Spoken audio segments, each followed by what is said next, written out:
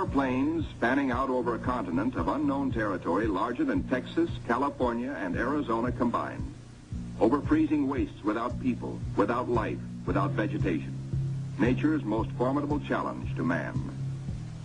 The 4 planes are gassed up. All controls triple checked. Motors heated. For they face cold as extreme as 60 below. Unrelenting, murderous. Photographic units lead the parade of science to the planes. Each is a flying laboratory. The cameras are the trimetricons and the K-17s that spied out enemy secrets during the war. Now each plane carries 250 pounds of film to record some of nature's last great mysteries. The war's secret radar magnetic detectors are here too, bolted on like bombs. In war, their electronic impulses spotted minefields buried deep under the surface. Now they will read far below the ice, detect and identify minerals, coal, iron, precious ores. Byrd gets the words, "Ready, sir." He boards the leading plane, gives the command, "Take off."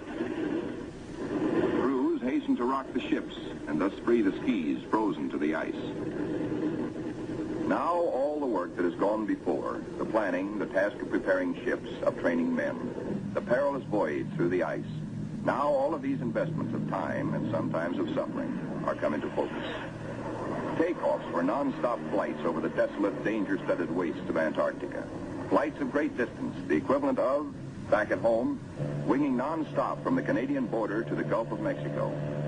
Aviation is all important in the Navy's Antarctic exploration, just as aviation is all important in a modern Navy that must be strong under and above the sea, as well as on it.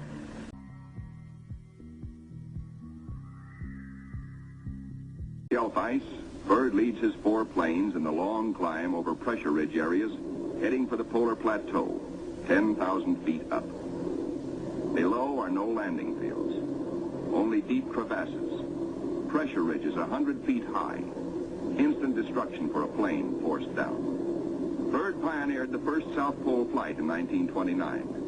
He applies again the practice of constant vigilance, careful calculations that assured his earlier successes. Over this cruel country, Byrd flies today at 3 miles a minute. In earlier explorations, 3 miles in 1 day was frequently the utmost for Shackleton and Scott for Britain, Amundsen for Norway, and Byrd himself for America. The Beardmore Glacier, 200 miles long, 50 wide, 1,000 feet deep, who knows? Byrd checks position by the sun compass. The glacier signals the South Pole itself.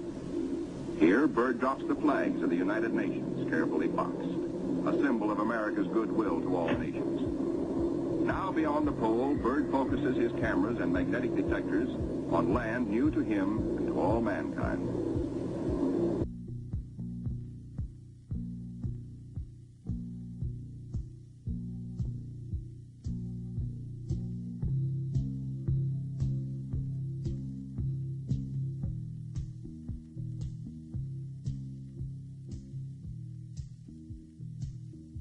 The pilot, Commander David E. Bunger, wipes his frosted windshield, a constant source of trouble in polar flying. He is over the Shackleton ice shelf, named for the great English explorer who kept returning to the Antarctic until death, so often escaped, kept its rendezvous with him. The smooth shelf roughens. Dark rocks, called nunataks, appear above the ice. Then rugged mountain ranges as far as the eye can see. Byrd's planes, deep into the unknown, are the eyes of civilization, recording, evaluating, mapping. Plateaus, mountain ranges, with peaks 20,000 feet above sea level. The trimetricon lenses, clicking overlapping exposures every 3 seconds, photograph from horizon to horizon. Coal, a mountain of coal. Byrd later declares Antarctic mines, if once tapped, could supply the world's coal needs for centuries. These official motion pictures can give only a cross-section of the miles of photographic records accumulated on this expedition by the Navy. The exposed mapping film will take 5 years to assemble. Amplifying these are the radar magnetic detectors, accurately recording mineral discoveries of immense value for the future use of all mankind. England, Norway, South Africa, Australia, New Zealand, South American countries, and Soviet Russia are claiming Antarctic territory. United States recognizes no claim, and so far has made no formal claims for itself. But international policies cannot concern the Admiral now. His duty is to keep his flying laboratories functioning, to fulfill his dream of a lifetime. The word "gas half gone, sir," comes from the engineer tabulating fuel tank readings. Byrd radios his pilots. Return to a triangular course, the planes head back for Little America. Byrd's plane takes the widest swing fuel permits as the lenses of the Trimets continue recording new territory. This is the last big flight. Byrd is determined to record the maximum possible. One by one, the planes swing in over Tent City. Flight operations checks them in and safely down. Plane 2, plane 3, plane 4. But not plane 1. Byrd's plane is yet to be accounted for. Byrd is missing.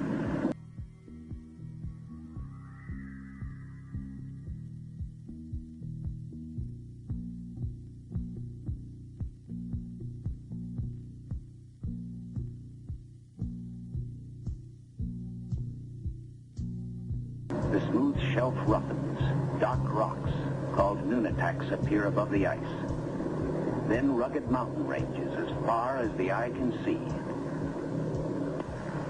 Bunger leans forward in amazement. His eyes have caught a sudden and unbelievable change in scenery. The universal white has turned to chocolate brown, dotted with blue. A cameraman goes into action. 300 square miles of land without snow. Land that might be in New Mexico or Arizona. Pictures alone will prove Bunger has discovered a warm oasis in the shadow of the pole. It is for such supreme moments as this that men brave the hardships of exploration. The astounding, undreamed-of fact is that they are over a chain of warm water lakes whose shores, except for small patches, are free of ice and snow. Commander Bunger circles the largest lake in sight, 5 miles long. He comes in to make a landing. Water temperatures must be recorded. Samples taken. He finds the water fresh, the temperature 38 degrees Fahrenheit.